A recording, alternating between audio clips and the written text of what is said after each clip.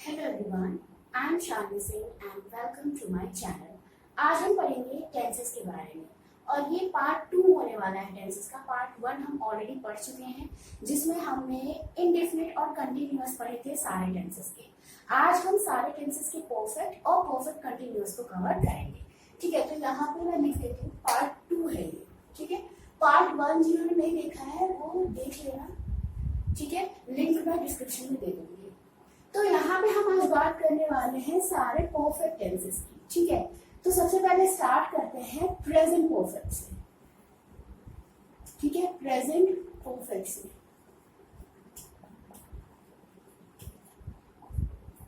अब जब आप परफेक्ट की बात करते हो तो चाहे कोई सा भी परफेक्ट आप बना रहे हो, प्रेजेंट परफेक्ट, पास्ट परफेक्ट या फ्यूचर परफेक्ट, एक चीज याद रखना, हमेशा हर परफेक्ट में मेन वर्ब की थर्ड फॉर्म ही यूज होती है। चाहे कोई सा भी परफेक्ट हो, प्रेजेंट हो, पास्ट हो, फ्यूचर हो, कोई सा भी परफेक्ट हो, हमेशा हम वर्ब की थर्ड फॉर्म ही वहां पे लगाते हैं। ठीक है, और यहाँ पे जो प्रेजेंट परफेक्ट में हेल्पिंग वर्ब यूज होती है वो क्या होती है?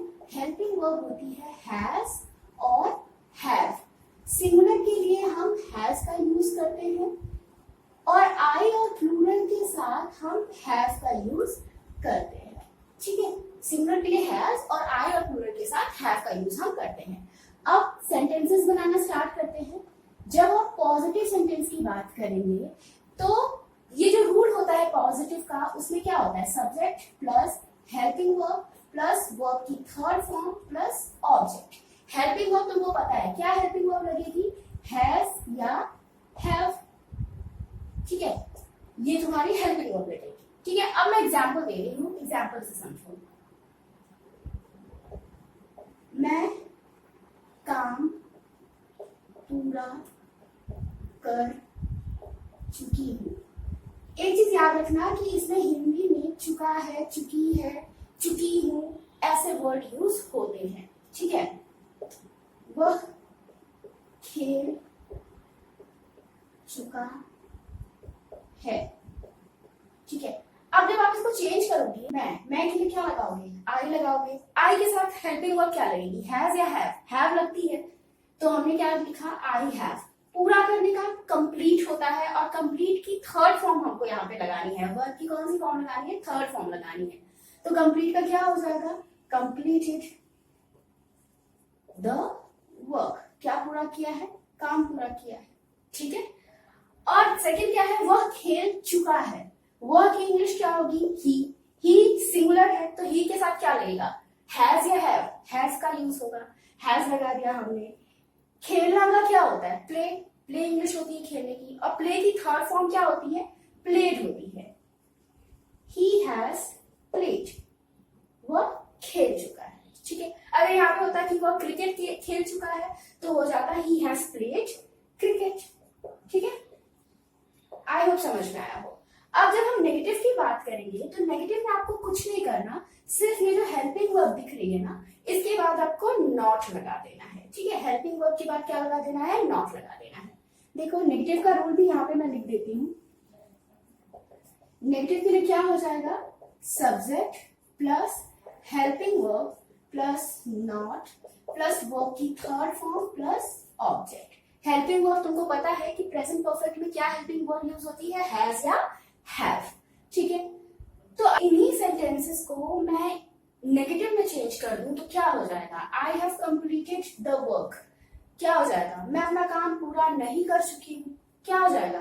I have not completed the work. ठीक है, उसके बाद सेकेंड वाला देखो, वह खेल चुका है, वह नहीं खेल चुका है, तो क्या हो जाएगा? He has not played। ठीक है, तो इसी तरह कुछ नहीं करना है आपको बस पॉजिटिव वाला रूल याद रखना है कि आपको क्या लगाना है? Subject plus helping verb plus verb की थर्ड फॉर्म प्लस ऑब्जेक्ट।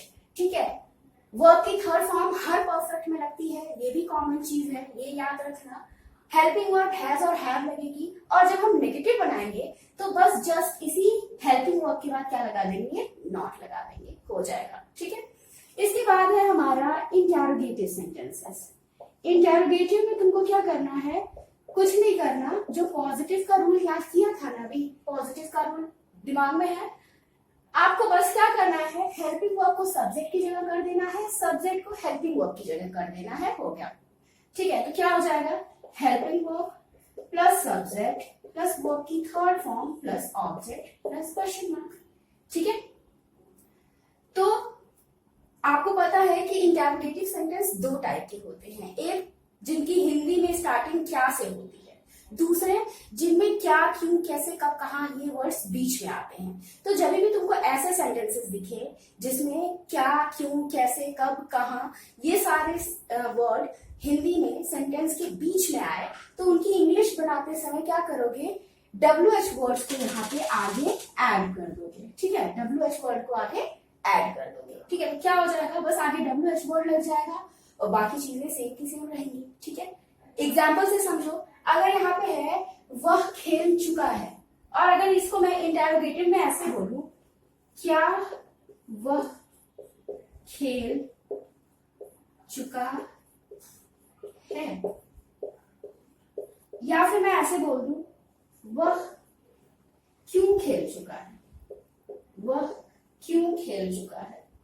ठीक है, या अगर मैं ऐसे बोल दूं कि वह क्यों खेल चुका है, तो इन दोनों को आप चेंज कैसे करोगे, क्या से स्टार्टिंग जब हिंदी की हो रही है तो उस समय हेल्पिंग वर्ब आगे आ जाता है। ठीक है, हेल्पिंग वर्ब क्या है, हैज या हैव, यही तो हेल्पिंग वर्ब है ना हमारी। वह के हिसाब से क्या लगाओगे, हैज लगाओगे या हैव लगाओगे, हैज लगाओगे, हैज। वह की इंग्लिश क्या हो जाएगी, ही। खेल, खेलने की इंग्लिश होती है प्ले, और थर्ड फॉर्म लगानी है तो क्या हो जाएगा, प्लेड, तो हैज ही प्लेड। ठीक है, वह क्यों खेल चुका होगा, क्यों बीच में आया है, तो तुमको क्या करना है, ये जो क्यों की इंग्लिश है ना, इसको सबसे पहले आगे सेंटेंस के अब लगा देना है। तो क्यों की इंग्लिश वाई होती है, वाई हमने लिख दिया। उसके बाद यही वाला रूल आपको फॉलो करना है। हेल्पिंग वर्ब क्या लगेगी, ही के हिसाब से, हैज ही प्लेड।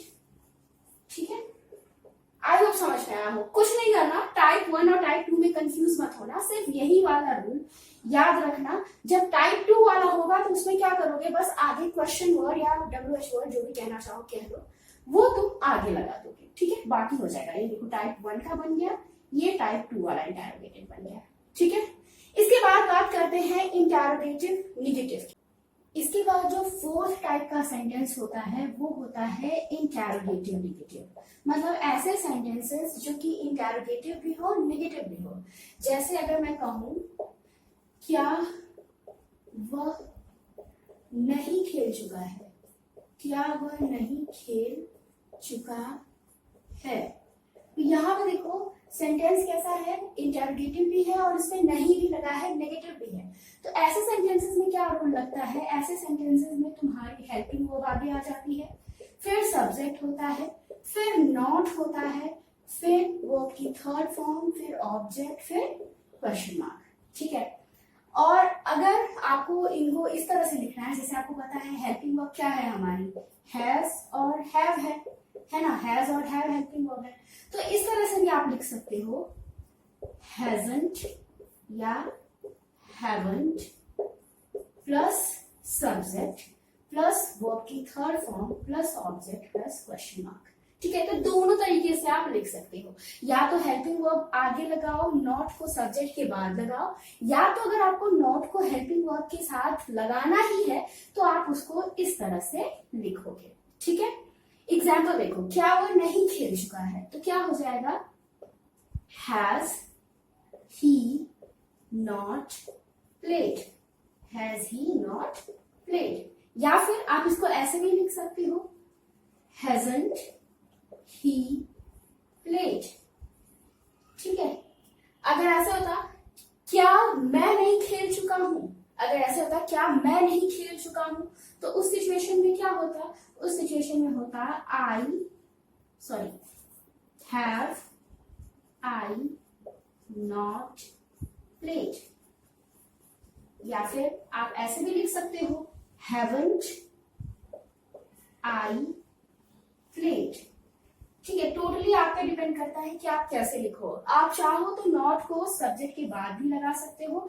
अगर आप नॉट को हेल्पिंग वर्ब के साथ यहाँ आगे लगाना चाहते हो तो आपको इसकी शॉर्ट फॉर्म यूज करनी पड़ेगी। ठीक है, और अगर ऐसे सेंटेंस हो जिसमें क्या, क्यों, कैसे, कब, कहाँ बीच में आए तो उस सिचुएशन में तुमको कुछ नहीं करना, बस हेल्पिंग वर्ब के आगे क्या लगा देना है, क्वेश्चन वर्ड लगा देना है। जैसे वह क्यों नहीं खेल चुका है, अगर सेंटेंस होता कि यहाँ पे मैं लिख देती हूँ, अगर सेंटेंस होता वह क्यों नहीं खेल चुका है, तो यहाँ पे देखो जो क्वेश्चन वर्ड है वो कहाँ पे आ रहा है, बीच में आ रहा है ना। तो ये ऐसी सिचुएशन में हम क्या करते हैं, WH वर्ड को आगे कर देते हैं, क्योंकि इंग्लिश क्या होगी, वाई आगे आ जाएगा, वाई उसके बाद यही वाला रूल तुम्हारा लगेगा। ठीक है, तो क्या हो जाएगा, why has he not played. ठीक है, या फिर ऐसे भी लिख सकते हो, वाई हैजंट ही प्लेड। ठीक है, तो दोनों टाइप के इंटरगेटिव हमने देखे, ये टाइप 1 था, ये टाइप 2 था, जहां पे क्या, क्यों, कैसे, कब, कहाँ बीच में आता है। ठीक है, तो यहाँ पे हमारा प्रेजेंट परफेक्ट टेंस कंप्लीट होता है। अब हम बात करेंगे पास्ट परफेक्ट टेंस की। पास्ट परफेक्ट टेंस में कुछ नहीं करना, जहां जहां पे आप प्रेजेंट परफेक्ट में हेल्पिंग वर्ब हैव लगा रहे थे वहीं पे आपको बस हैड यूज करना है, बाकी सारी चीजें प्रेजेंट परफेक्ट की तरह ही रहेंगी पास्ट परफेक्ट में भी। ठीक है, बस यहाँ पे वहां प्रेजेंट परफेक्ट में हैव यूज होता था, पास्ट परफेक्ट में तुमको हैड यूज करना है। अब हम बात करेंगे पास्ट परफेक्ट टेंस की। पास्ट परफेक्ट टेंस में जो वर्ब की फॉर्म यूज होती है वो होती है थर्ड फॉर्म। ठीक है, इसके साथ जो हेल्पिंग वर्ब हम यूज करते हैं वो होती है हैड। ठीक है, चाहे तुम्हारा सब्जेक्ट सिंगुलर हो या प्लूरल हो, तुम हैड ही हेल्पिंग वर्ब की तरह यूज करोगे। अब सेंटेंस के हिसाब से समझते हैं। सबसे पहले बात करेंगे पॉजिटिव सेंटेंस की। पॉजिटिव सेंटेंस के लिए क्या रूल होता है, subject plus helping verb plus verb की थर्ड फॉर्म प्लस ऑब्जेक्ट। ठीक है, हेल्पिंग वर्ब तुम्हारी क्या लगेगी, हैड लगेगी। ठीक है, एग्जाम्पल देखो, मैं काम पूरा कर चुकी थी,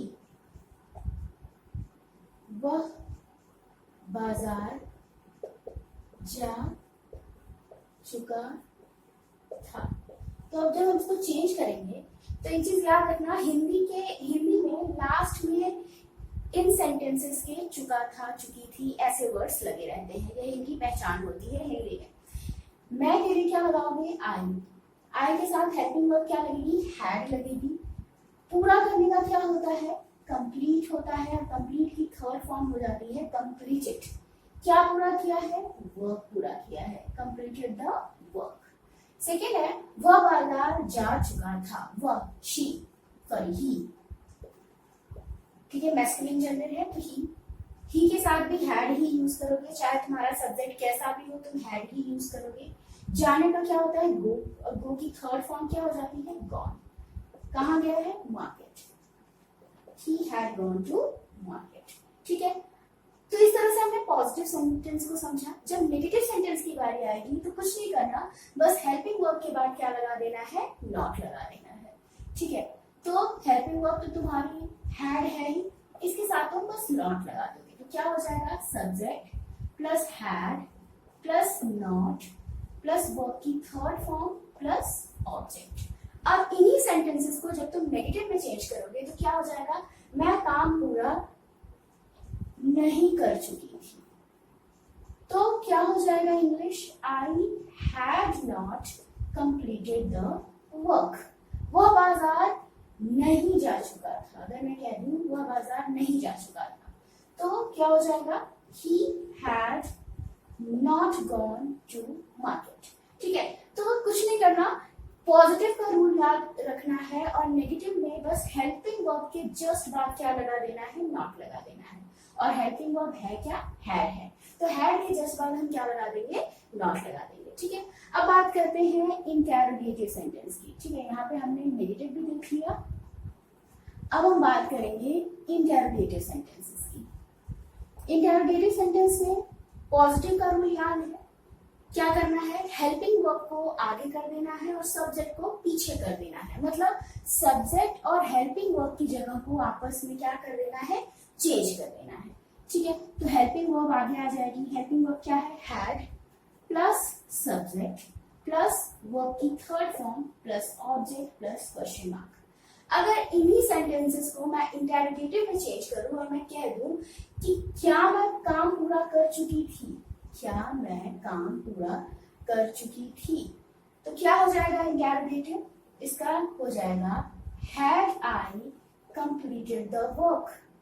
ठीक है, अगर मैं कहूं वह बाजार जा चुका था, अगर मैं इसको कह दूं कि क्या वो बाजार जा चुका था, क्या वो बाजार जा चुका था, तो क्या हो जाएगा had he gone to market. ठीक है, तो इंटेरोगेटिव भी हमने समझ लिया, क्या करना है, बस सब्जेक्ट को पीछे कर देना है, हेल्पिंग वर्ब को आगे कर देना है। ठीक है, इसके बाद जो हमारा सेकेंड टाइप का इंटेरोगेटिव होता है उसमें क्या होता है, WH वर्ड बस आगे लग जाता है। ठीक है, ये वाला फर्स्ट टाइप का था। सेकेंड टाइप में आप क्या करते हो, WH वर्ड को आगे लगा देते हो, उसके बाद यही वाली चीज को आप लिख देते हो, WH word plus had plus subject plus verb की third form plus object plus question mark. अगर मैं कहूं वह कहां जा चुका था, अगर मैं कहूं वह कहां जा चुका था, तो जो ये WH वर्ड वाला होता है ना, इसकी जो हिंदी होती है, हिंदी में क्या क्यों कैसे कब कहां जब बीच में आते हैं, तब हम जब इसको इंग्लिश में बदलते हैं तो WH वर्ड को आगे कर देते हैं। इसमें देखो कहां बीच में आया है ना, कहां की इंग्लिश क्या होती है, वेयर, तो वेयर को हमने आगे कर दिया। वह कहां जा चुका था, वेयर हैड ही गॉन। ठीक है, तो इस तरह से हमने समझा कि कैसे चेंज होगा। ठीक है, अब हम बात करेंगे इंटेरोगेटिव नेगेटिव सेंटेंस की। जब तुम्हारा सेंटेंस इंटेरोगेटिव भी हो और साथ ही साथ में नेगेटिव भी हो, तो उस समय तुमको कुछ नहीं करना, बस सब्जेक्ट के बाद नॉट लगा देना है। ठीक है, या तो हैड के साथ आप आगे भी नॉट लगा सकते हो, तब आपको हैडंट लिखना पड़ेगा। ठीक है, तो इसको अभी हम समझते हैं। अब हम बात करेंगे इंटेरोगेटिव नेगेटिव सेंटेंस की। ठीक है, इंटेरोगेटिव नेगेटिव सेंटेंस शॉर्ट में मैं लिख दे रही हूँ, आप समझ जाना, इंटेरोगेटिव नेगेटिव की बात हो रही है।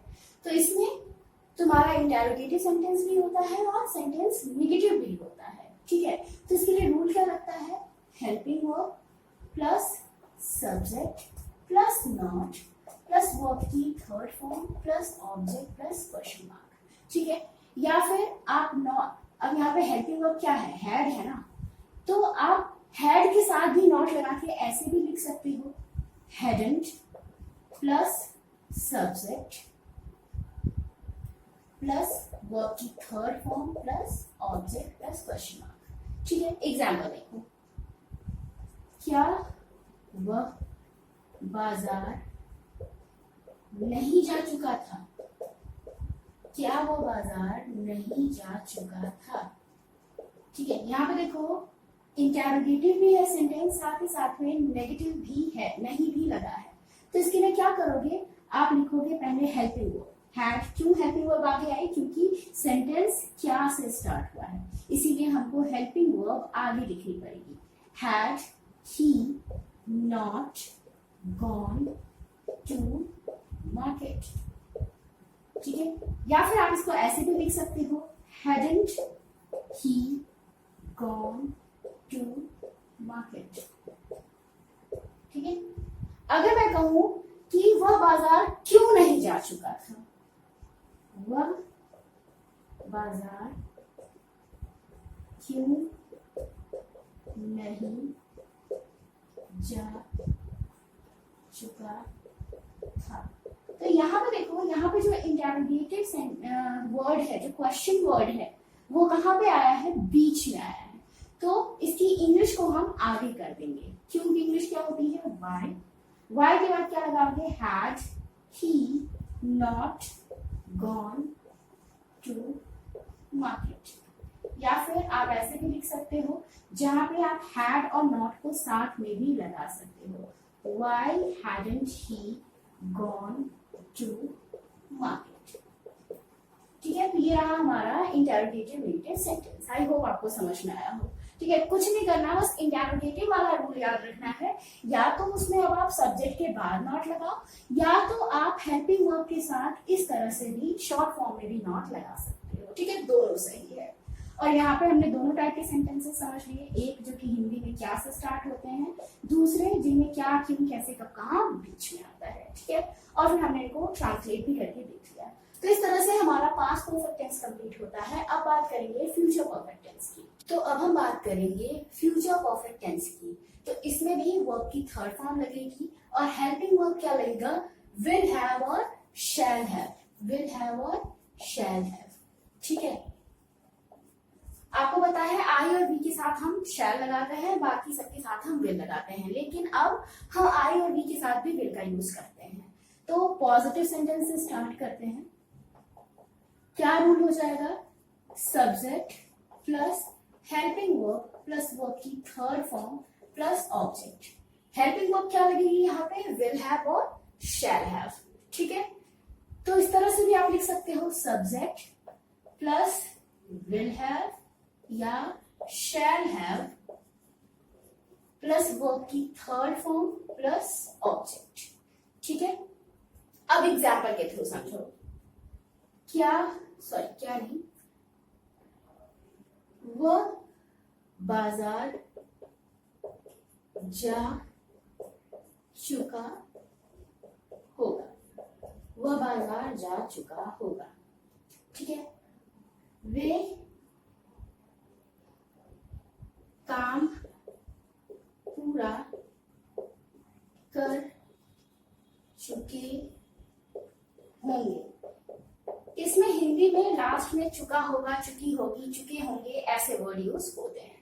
तो जब हम इसको चेंज करेंगे तो क्या हो जाएगा, वर्ड की इंग्लिश क्या होती है, ही के साथ आप विल लगाते हो, ही विल हैव आपको लगाना ही है, ही विल हैव।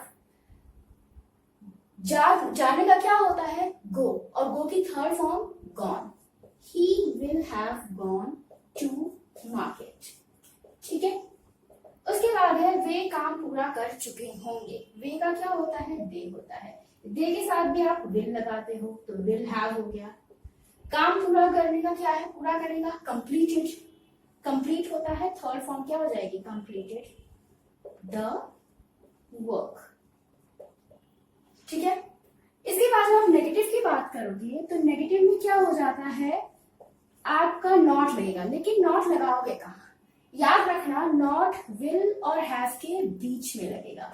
उसी तरह शैल और हैव के बीच में नॉट लगेगा। ठीक है, तो क्या हो जाएगा, subject plus will not have plus या शैल नॉट हैव। ठीक है, subject plus will not have या शैल नॉट हैव। ठीक है, जो भी आपको लगाना है, सब्जेक्ट के हिसाब से आप विल शैल लगाओगे और उसके जस्ट बाद आप नॉट लगाओगे, हैव से पहले नॉट लगाओगे। ठीक है, तो क्या, कैसे, अगर मान लो इसको हमको कहना है वह बाजार नहीं जा चुका होगा, अगर मैं कहती कि वह बाजार नहीं जा चुका होगा तो क्या हो जाएगा, he will not have gone to market. He will not have gone to market. वे काम पूरा नहीं कर चुके होंगे। अगर ऐसा होता कि वे काम पूरा नहीं कर चुके होंगे तो नॉट कहाँ लगता, विल और हैव के बीच में। They will not have completed the work. ठीक है, अब जब आप इंटेरोगेटिव की बात करोगे तो उस सिचुएशन में क्या होगा, इंटेरोगेटिव में तुम्हारा, आपको पता है, हेल्पिंग वर्ब आगे आ जाती है और सब्जेक्ट पीछे चला जाता है। ठीक है, तो क्या होगा यहाँ पे सिर्फ आप विल या शैल को आगे करोगे, हैव को आगे नहीं करोगे। तो क्या हो जाएगा, विल या shall plus subject plus have plus verb की third form plus object plus question mark. ठीक है, यहाँ पे मैं लाइन खींच देती हूँ। ठीक है, तो इस तरह से होगा। या फिर आपको अगर क्या, क्यों, कैसे, कब, कहाँ बीच में लगाना है तो यहाँ पे आप इसके आगे WH वर्ड लगा दोगे, ठीक है। अब हम इसको बनाते हैं, वह बाजार जा चुका होगा। अगर हमको इसको इंटरोगेटिव में चेंज करना है तो क्या बोलोगे, क्या वह बाजार जा चुका होगा, क्या लिखोगे, क्या वह बाजार जा चुका होगा, क्या वह बाजार जा चुका होगा। क्या वे काम पूरा कर चुके होंगे, क्या वे काम पूरा कर चुके होंगे। वे बाजार क्यों जा चुका होगा, अगर ऐसा होता कि वह बाजार क्यों जा चुका होगा। तो अब इनको हम चेंज करते हैं, क्या वह बाजार जा चुका होगा, तो क्या करोगे, क्या आगे लगा है तो आपको आगे क्या लगानी है, हेल्पिंग वर्ब लगानी है। वह के हिसाब से क्या हेल्पिंग वर्ब होगी, will he have gone to market, ठीक है, will he have gone to market। आपको याद रखना है, आपको सिर्फ will या shall आगे करना है, have सब्जेक्ट के बाद ही रहेगा। इसके बाद है क्या वे काम पूरा कर चुके होंगे, will they have completed the work। इसके बाद देखो थर्ड है, यहाँ पे देखो फर्स्ट, सेकंड एंड थर्ड। वह बाजार क्यों जा चुका होगा, क्यों आगे लगा है तो क्यों की इंग्लिश भी आगे आ जाएगी, why will he have gone to market, ठीक है। आई होप समझ में आया हो, फिर भी कोई डाउट हो तो कमेंट सेक्शन में पूछ लेना। इसके बाद बात करेंगे इंटरोगेटिव नेगेटिव की, ठीक है। जब हमारा सेंटेंस इंटरोगेटिव भी हो और नेगेटिव भी हो तो उस समय जो तुम्हारा नॉट लगेगा ना, वो या तो सब्जेक्ट के बाद लगेगा या फिर विल और शैल के साथ आगे लगेगा। और आपको पता है विल शैल के साथ जब हम नॉट लगा के इसको शॉर्ट फॉर्म में करते हैं तो विल और नॉट का वांट हो जाता है और शैल और नॉट का शॉन्ट हो जाता है, ठीक है। तो इसको अभी हम समझते हैं एग्जाम्पल के थ्रू। तो अब हम बात करेंगे इंटरोगेटिव नेगेटिव सेंटेंसेस की, इंटरोगेटिव नेगेटिव सेंटेंसेस की, ठीक है। तो यहाँ पे क्या रूल हो जाएगा, विल शैल आगे आ जाएगा plus subject plus not plus have plus verb की थर्ड फॉर्म प्लस ऑब्जेक्ट, ठीक है। ये होगा हमारा स्ट्रक्चर। या फिर अगर तुमको नॉट को आगे करना है तो want या shan't plus subject plus have plus verb की थर्ड फॉर्म प्लस ऑब्जेक्ट, ठीक है, ये रूल होगा। तो अगर एग्जाम्पल में आप लोग क्या वो बाजार नहीं जा चुका होगा, क्या वह बाजार नहीं जा चुका होगा, क्या वो बाजार नहीं जा चुका होगा। तो कैसे आप इसको चेंज करोगे, पहले लगाओगे आप विल, ही के हिसाब से क्या लगेगा, विल लगेगा, will he not have gone to market, ठीक है। ही के लिए हमने क्या लगाया, विल लगाया। विल आगे क्यों लगा, क्योंकि क्या से हिंदी में स्टार्टिंग है, तो हिंदी में जब क्या से स्टार्टिंग होती है तो उस सिचुएशन में हमारा हेल्पिंग वर्ब आगे आ जाता है।